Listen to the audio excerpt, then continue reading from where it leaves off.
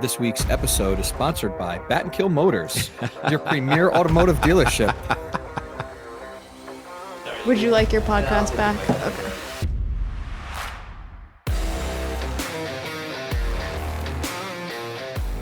All right, we're good. I don't have a lot of things on my list, Mike. I've been consumed with trying to make this work.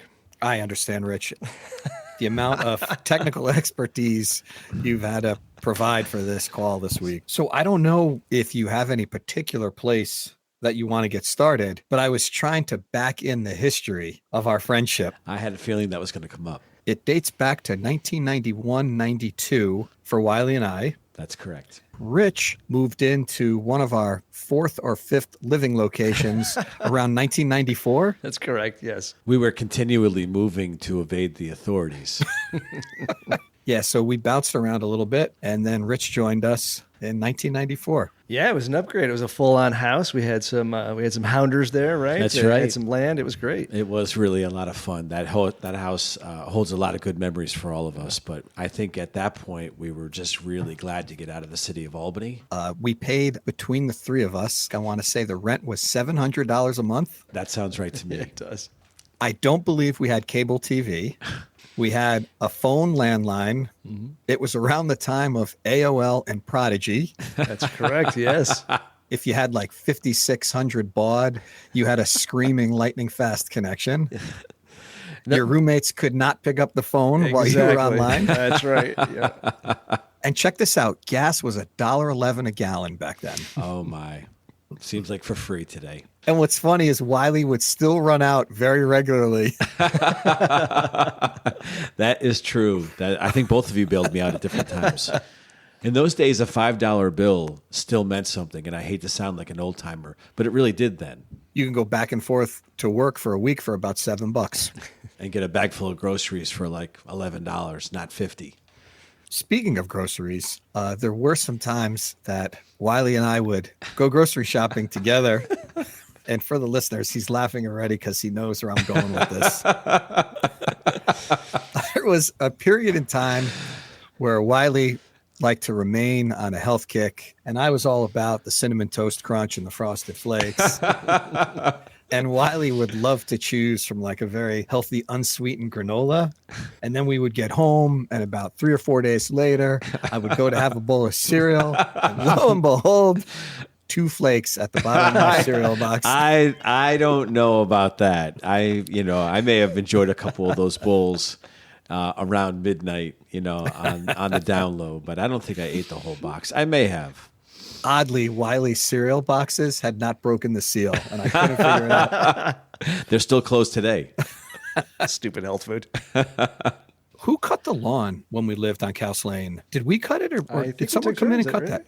No, there was a tractor. There was a tractor there that was left by the previous owners. But we did it. We didn't. We have did somebody. it. We did it, right? Yeah, we definitely did it. Yeah, no, hiring a lawn care service in those days. That doesn't sound like us. No. It was still pretty much hand to mouth. And I remember when the three of us were there, one of you guys assembled a spreadsheet for all of the expenses so somebody, I think it was Mike, would present to each of us what our share of the bills were. I would split the tax on the phone bill by the percentage of calls. I would magnetize it to the refrigerator about the time that it was due. Mike is thorough. Oh, my goodness. Yeah, we knew that we were in good hands, right, Rich? Well, it makes things easy. Yeah, there's a lot less to think about when it's all laid out there. Yeah, yep. No, we knew this was not going to be some kind of an Enron hustle, on Mike's behalf. We trusted him and his skills with the spreadsheets. When Wylie first moved in, we were living in downtown Albany. I'm sure you know the place. We had a landlord. We would just be asleep, in the morning on a weekend, and the next thing we would know, he'd be like in the kitchen. No way. Was he doing maintenance or just hanging out? I never knew. He was just kind of like always looking busy, but he would just let himself right in. Sort of a home invasion, but we couldn't do anything about it, He got the last surprise when he showed up one day, and Wylie and I put a wall up and put on a second bedroom in the apartment. We did our own renovations. Yeah, it was a little Bob Vila action going on there, just to, because I didn't actually have a bedroom in that apartment. I just had sort of an alcove. We thought it would be better received by Kormilowicz, was that his name? Yeah. Kormilowicz? Yeah. Yeah. He'd owned the building since like about Prohibition. He just was an old fella, and he helped himself into the apartment, as you said, whenever he wanted. Maybe that was just the way it was. Did he raise your rent because you had a new bedroom? I thought he would be happy because he could get more rent in the future, and it would probably increase the appraisal. Now it's not a 1-bedroom, it's a 2-bedroom, but he didn't see it that way. Yeah. I'm sure today it's rented as a 2-bedroom 30 years later.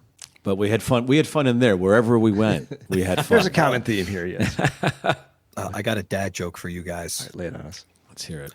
What do you call a sad coffee? I don't know. I don't know. What do you call a sad coffee? A depresso. I was going through some of the memories, and I mean, at the expense of Wylie, I would love to point a couple out. Let's hear him. When we were living down on Grand Street, we had a 2nd-story apartment, and in the hallway there was a skylight, and I think it was hot. Wylie decided to open the skylight, and for whatever reason, something happened and the skylight broke. He had to run off to get to class or to work or something like that, and I arrived later that evening. By the time I got home, it was already dark.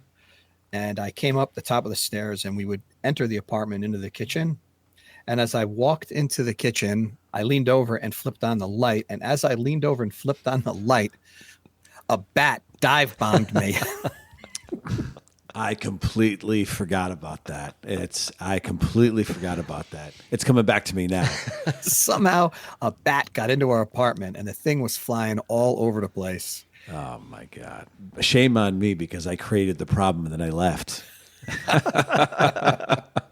If you're looking for a great place to live, please consider St. Lawrence Meadows. It's a local community, and it happens to be this week's show sponsor.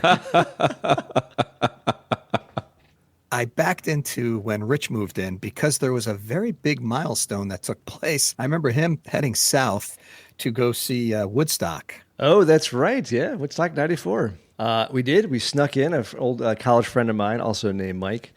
It was a fun and interesting night, but the next day it started raining, and porta potties started getting turned over, and people were really drunk, and so we only stayed for about most of that day and said it's probably good for us to get out of there. So, Oh, boy. yeah, it was messy and horrible. It's it's something you can say you did, and that's about it. Got some cool photos out of it, but did not stay for the long haul because it was kind of gross. I'm sure that some people that were there in 1969 felt the same way. I'm sure. I am sure. Yeah, we got to see. I'm trying to remember who was there. 9 Inch Nails was playing overnight. They just went on and on and on. Wow, I didn't expect this coming. I should have made a list of the stuff we saw. Did Hootie and the Blowfish perform that evening? Okay.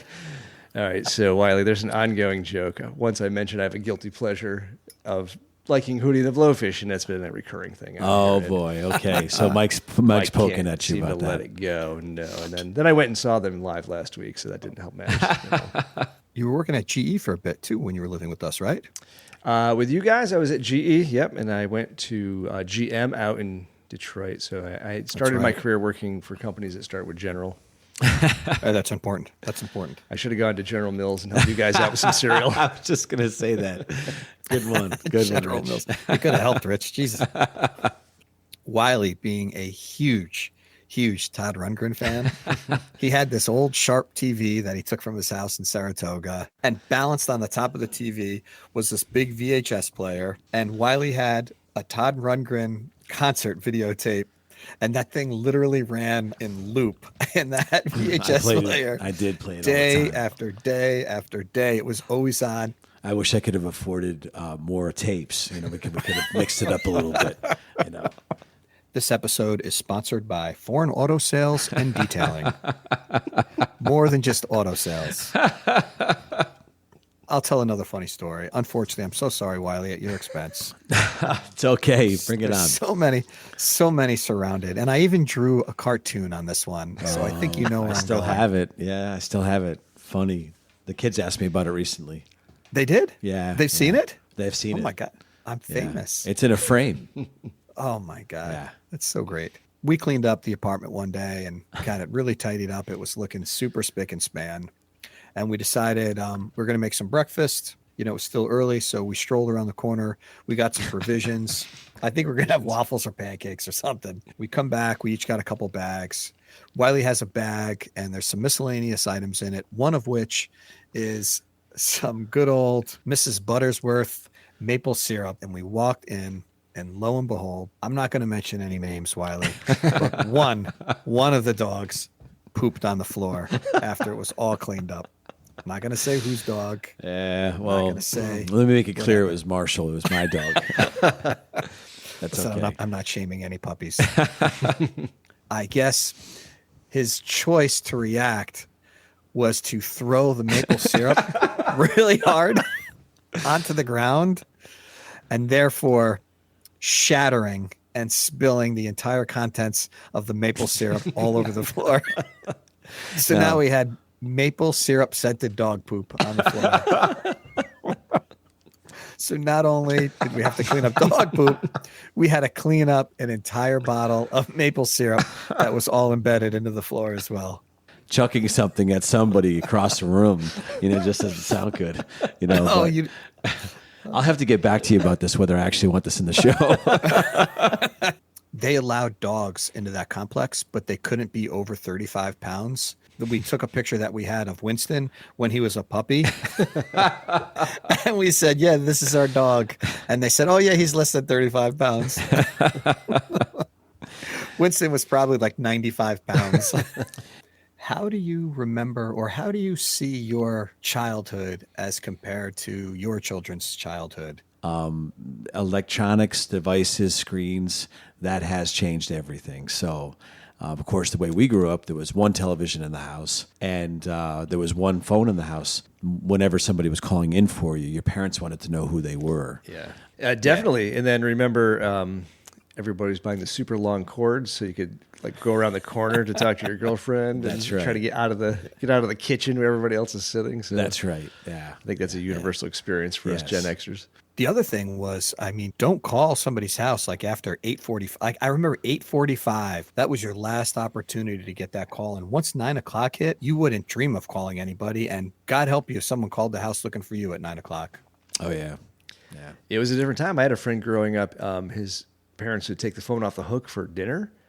They just put a pillow over the top of it because it would go neat, neat, neat, neat, Oh, neat, yeah. neat. But they would take it off so that the phone would not ring while they were eating dinner. They were that serious about quality time together. That's a good point. Yeah, just a different time. Yeah, the only time you can pull a phone out at dinner is when you're going to show us all something really funny. Right? The latest cat video. Exactly. Yes. I try to explain that to my kids when I was in college. Like, there'd be a phone like at the end of the hall, and that would be it. It wasn't texting throughout the day or calling throughout the day. It was days and days without any communication. And that's a cool thing too. And there's good and bad. Like every development, there's good and bad. The good news is it's fun to get texts from your kids all day long. That's Yes. it's nice to be plugged in. If they see something funny, they immediately share it with you. That's awesome. So that's the flip. That's the good side of the constant connected to communication. True. But of course, there's a downside to that as well. But yeah, Mike, you're right. I would go. It was like a Sunday call or something like that. In fact, I remember. You guys ever do like the fake collect call? Yes. And your parents don't accept it, and then they call you back. That's right. So great. Or at least it's just like a signal that you're okay. Yeah. Yeah. Do you accept the charges? Yeah. No. There was a running joke when I was in college. If for some reason you stayed in, like say it was a Wednesday or Thursday, the people who went out, it was a fun thing to call collect. And you had no way of knowing back in the 80s who was calling. There was no caller ID and stuff like that. And so you'd pick up the phone and say, "You have a collect call from, come to the keg." And then they just hang up. I'm trying to study here, please. This episode sponsored by Bat and Kill Motors. Bat and Kill Motors, your premier automotive dealership. I think business is going to go through the roof as a result of all those plugs. I think it is. It's going to be an onslaught of customers. Yeah. Unfortunately, Rich's mom lives out of your buying zone, so We can't help you. We ship Buicks to the villages all the time. Rich's mom is our biggest fan and most loyal listener, and we're so grateful to have That's her. great. Yep.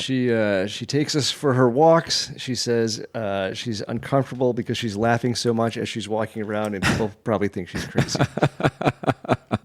Wylie, is there anything you would like to ask the show? Are there stories about Mike you want to tell? Here's your chance. Wiley's going to start his own podcast and That's get back right. at you. That's right. Fair That's game. right. Yeah. Well, I guess I've never asked you guys this. What was the genesis of the show? How did it all start? I don't think we've ever gone through that before. What was the inspiration, aside from being dads?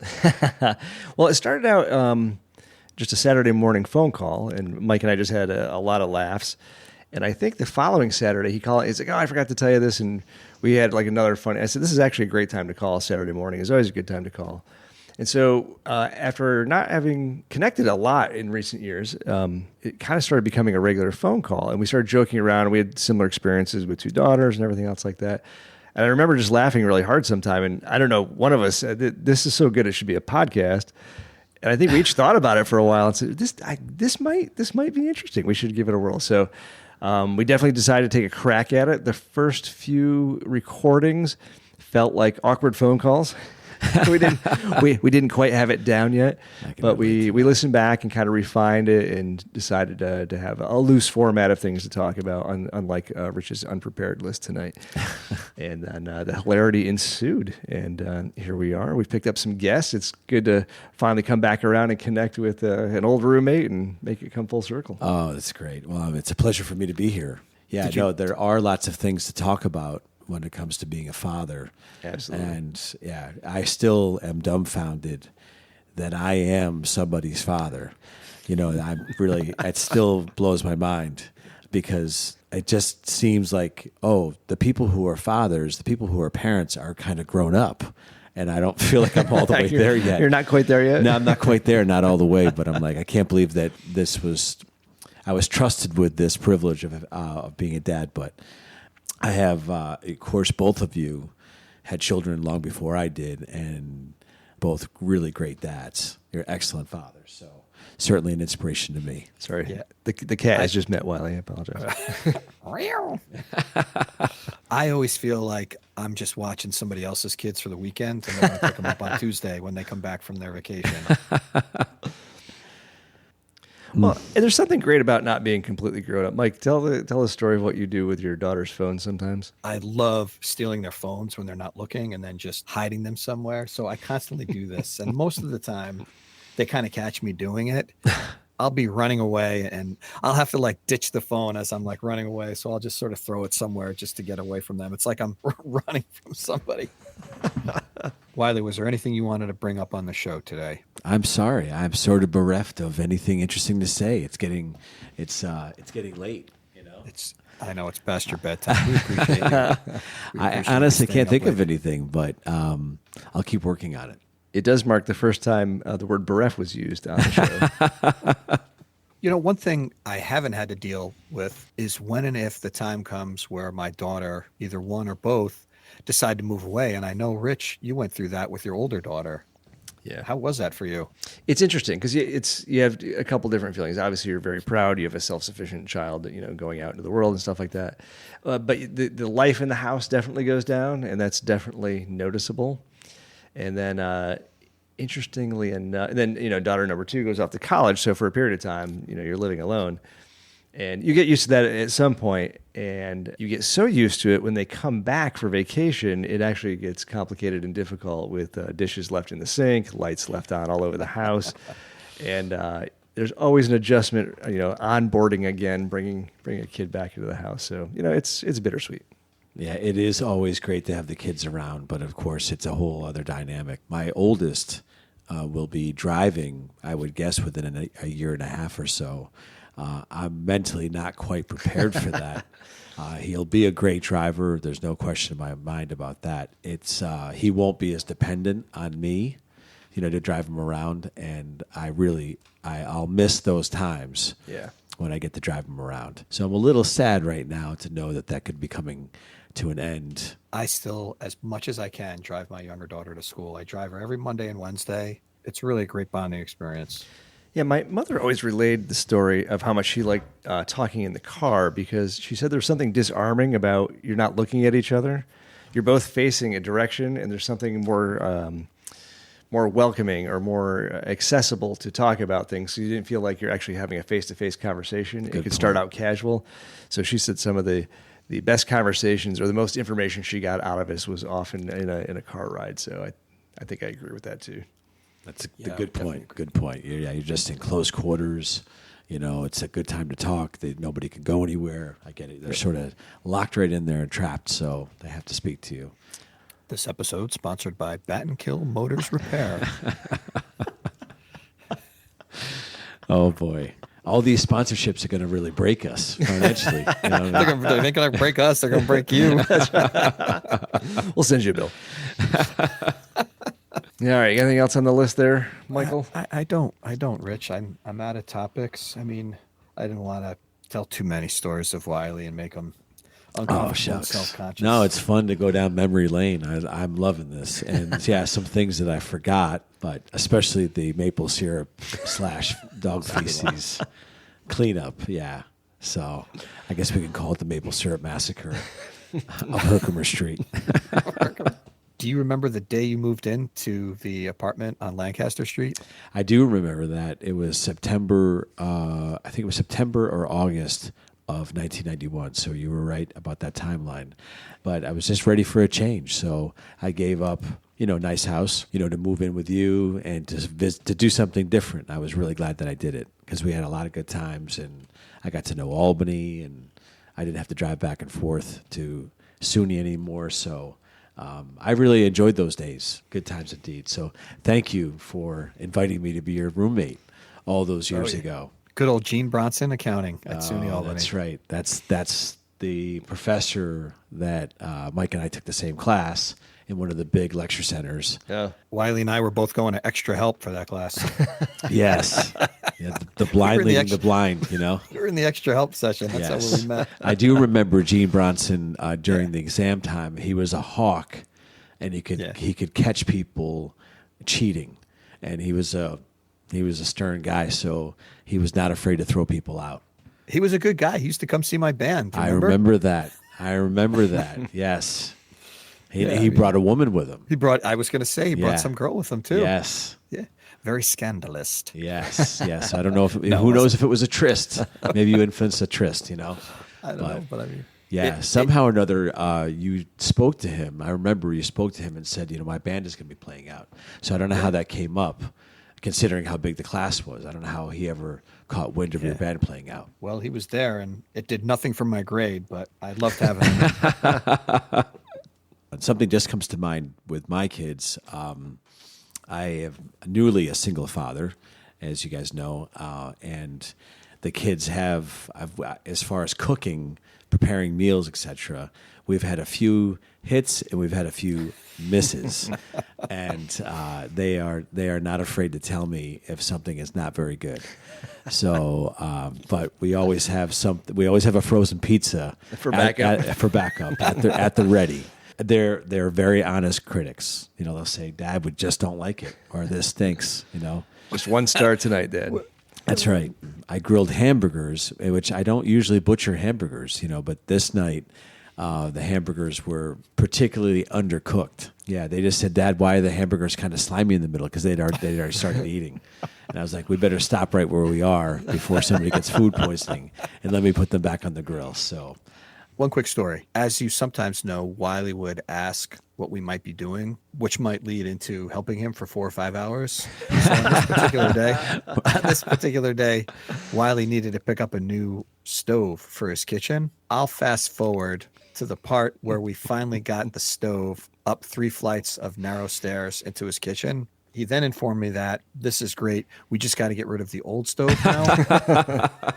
I don't know what I was thinking, but I was kind of tired, and I knew that I didn't have the physical strength to get the stove down those stairs at this point of the day. It was one of those ceramic top ones, so it was pretty heavy. Oh, yeah. So I don't know what came over me. I looked over to the window towards the front street, and I computed all this math in my head and realized that stove would fit perfectly through that window. Oh, my God. Talk about something I totally forgot about this. But we opened the window up, and we said on the count of 3, we're going to just give this a toss. This is from the 3rd-story apartment. It's going to fly down and just hit the sidewalk, and we're not going to have to worry about it. So we set it up. We give this thing a heave-ho. It does one complete perfect rotation and lands. It lands perfectly on its legs. It did? It was a perfect, complete 360-degree turn. And when it landed, it compressed by about 10 inches and made this huge, huge shattering sound. And people were running and screaming down the street, call 911, call 911. And Wylie and I panicked. We calmed everyone down. We said it was perfectly fine. It was just the stove. And then we realized that we never took any of the pots or the pans or the cornware that was in the bottom drawer out. So he had like pizza trays in there that were rolled up like cannolis. Everything was completely trashed. And the stove was on the street. I didn't have to move it down. Wylie didn't have to move it down. Case closed. Everybody was happy. Stove was delivered. Old stove was removed. I feel bad. I tell all these crazy stories. Rich was like so level-headed and growing up. I have no awesome stories. As soon as he moved in, We started behaving. we really started behaving. you know? Yeah, something came over us. I started. Rich was the RA of our house. It was. Yeah. Oh, man. We have so much to thank Rich for. He really helped to launch us. Well, I'm glad I played that role, too. Where would we be today without Rich? That sounded like the perfect ending of the show right there. Well, guys, it's been All right, a pleasure. let's wrap it up All right. here. I'm going Thanks, to kill the Wylie. recording. Yeah. Well, edit that part out. I was For Christ's sakes. I was trying to say known, something cute. Had I known, I would have done it to him on purpose.